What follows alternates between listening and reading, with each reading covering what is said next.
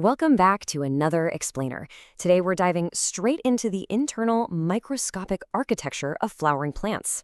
We'll be breaking down this fascinating chapter of plant biology by contrasting the incredibly intricate, hidden blueprints of dicots and monocots. It's so easy to look out at a forest or a garden and just appreciate the green surface, but the real engineering marvels, they're happening entirely out of sight. We easily spot the external differences between living organisms, like the specific shape of a leaf or the vibrant color of a petal. But grab a microscope, and you're looking at a completely different reality. It's literally an awe-inspiring, hidden city under there, complete with distinct zones, highly specialized building materials, and complex transportation networks. By getting a grip on this microscopic architecture, we can see exactly how higher plants have managed to conquer and thrive in pretty much every environment on the planet. So here's our game plan for today. We're going to start by looking at the three tissue systems. Then, we'll map out the anatomy of plant roots, work our way up to the plant stems, and cap it all off with the anatomy of plant leaves. Let's get right to it. Section 1. The three tissue systems. All right, before we can build a root or a stem, we have to understand our raw materials. Think of this plant anatomy like microscopic city planning. First up, you have the epidermal tissue system. This is essentially the city wall. It's that outermost protective covering dealing directly with the outside world. Inside those walls is the ground tissue system. This forms the real bulk of the plant, kind of like your residential and commercial zones where all the heavy metabolic work and storage happens. And finally, running right through all those zones is the vascular tissue system, the city's massive plumbing and highway network made of xylem and phloem. Now, that epidermal city wall isn't just a static brick wall. It's packed with highly specialized structures. Take stomata, for instance. See, the epidermis is covered by a waxy cuticle to prevent water loss, but the plant still has to breathe, right? So the stomata are these vital little openings that regulate gas exchange and manage water loss through transpiration. We call this whole setup this stomatal apparatus, and it acts as a highly dynamic, microscopic gateway. Those bean-shaped guard cells you're looking at actively control the opening and closing of the pore based on exactly what the plant's environmental needs are in that moment.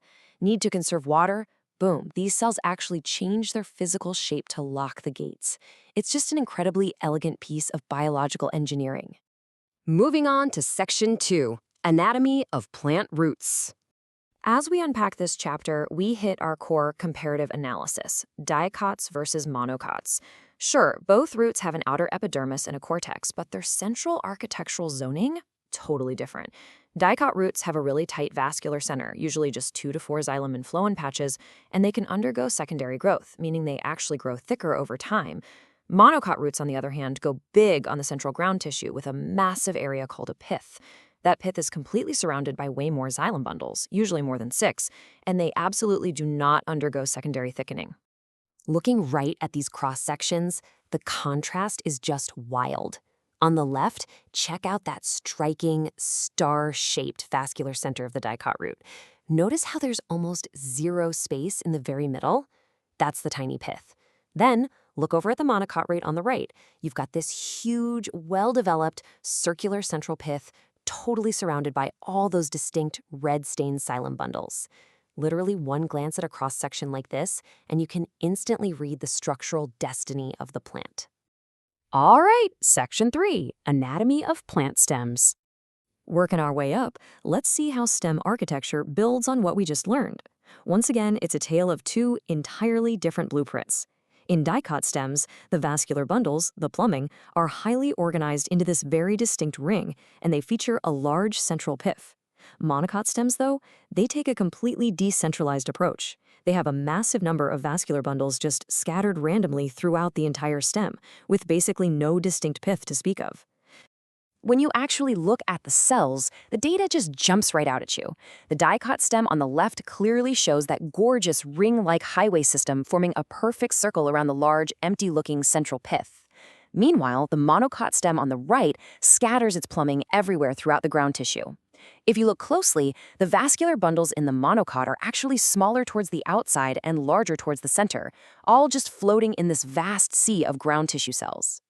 Now, here's an absolutely crucial distinction in plant architecture: open versus closed vascular bundles. And it all boils down to one special type of meristematic tissue called the cambium. Dicot stems have this cambium tucked right between their xylem and phloem, making them open to secondary growth. That's exactly why a dicot stem, like a massive oak tree, can just keep growing thicker and thicker for decades. Monocot stems, like a stalk of corn, are closed. They completely lack cambium, so they don't form those secondary tissues to increase their girth in the same way. Which brings us to Section 4, Anatomy of Plant Leaves. Finally, let's travel to the very top of the plant's architecture, the solar panels. The key terminology here is all about how the leaf interacts with the sun. We distinguish between leaves with a clear top and bottom, known as dorsiventral leaves, which are typical of dicots, and leaves that are pretty much uniform on both sides, known as isobilateral leaves, typical of monocots. Think about a typical dicot leaf, like on an apple tree. It generally faces the sun flatly on just one side.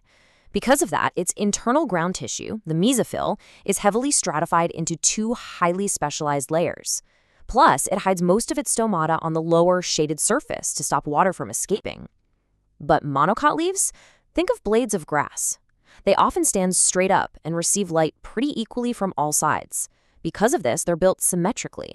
Their mesophyll is completely uniform, and their stomata are scattered on both the upper and lower surfaces. Check out the cellular evidence here. Looking at the dicot leaf on the left, you can clearly see those tightly packed, vertical, column-like cells right at the top surface. That's the palisade parenchyma, perfectly engineered and positioned to catch maximum sunlight. Right below it are the looser, spongy cells full of air cavities. Now switch over to the monocot leaf on the right. There is no such division. It just features uniform, spongy cells straight through. It's a radically different structural approach to solving the exact same biological problem of photosynthesis. But hey, monocots have their own brilliant tricks up their sleeves. Take a look at this incredible adaptation found in grasses, bulliform cells. These things are basically microscopic hydraulic pumps. When they're turgid, meaning they're pumped full of water, they force the whole leaf surface to unfurl and soak up the sun. But hit a severe drought, they go flaccid, lose that pressure, and literally pull the leaf inwards, forcing it to curl right up. It's an amazing bit of cellular mechanics that minimizes the exposed surface area and dramatically reduces water loss. So as we wrap up this explainer on microscopic architecture, it really makes you appreciate the insane level of engineering keeping the natural world ticking. The next time you walk past an ancient oak, or even just a simple patch of turf, remember the complex, highly zoned cities operating completely silently right beneath the surface. I mean, if plants can engineer perfect hydraulic pumps and solar arrays on a microscopic level, what other invisible marvels are waiting for us to discover under the microscope?